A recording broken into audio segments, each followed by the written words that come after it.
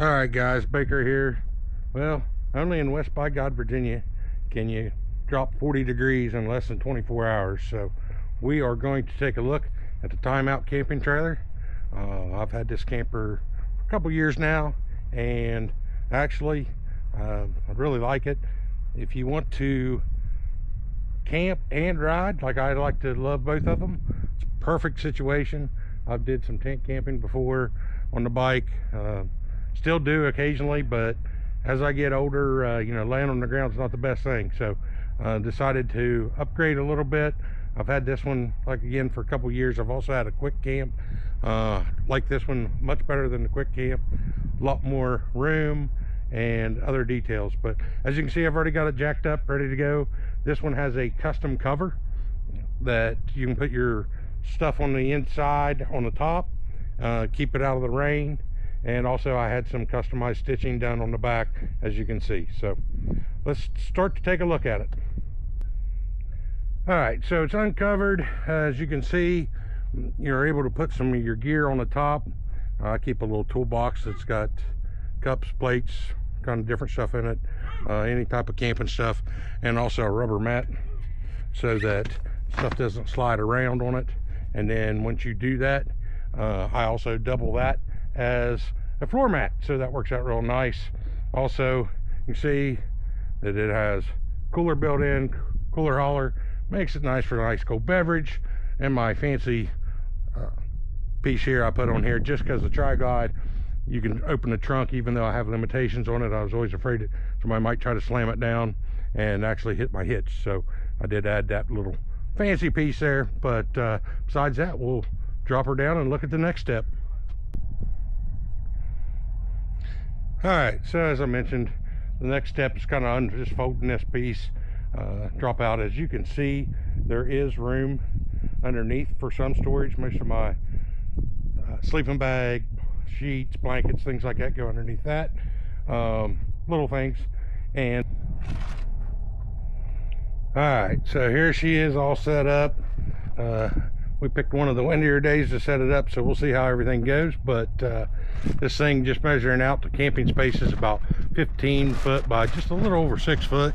If you're taking a look here, you can see my awning whipping around a little bit. That is a homemade awning that I made, just to kind of Velcro in, keep you, if you want to sit outside in the rain, you can at least sit outside, take a look, not be buried inside the camper. But again, this thing is very spacious, so we'll take a look around. As you can see right here, I talked about the air conditioner duct. You can actually send a air conditioner right in there. Snaps all around it real nicely. I have a brace that holds the air conditioner up, and everything fits nicely. The bedding, the sleep space, you can put a queen size air mattress in there. As you can see, there's a nice table, plenty of room for a couple people to sit in here, play cards in case it's raining, can't do anything. So that's very nice. Plenty of room here to actually store your stuff.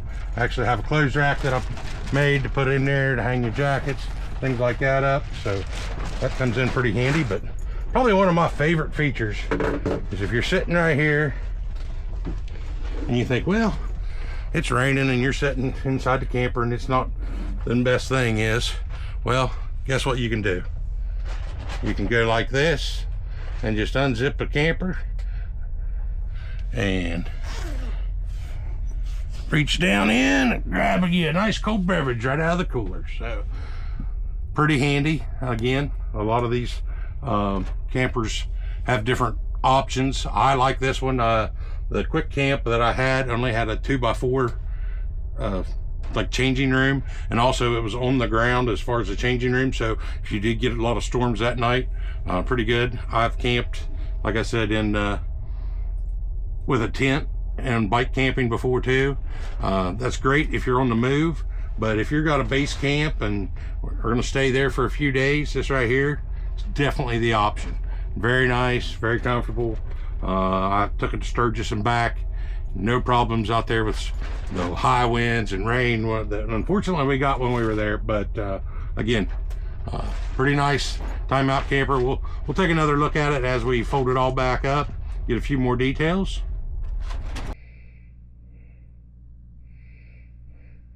Well, guys, I didn't get much of a chance to do a breakdown, but there's plenty of videos out there showing you the complete setup and just putting them back in.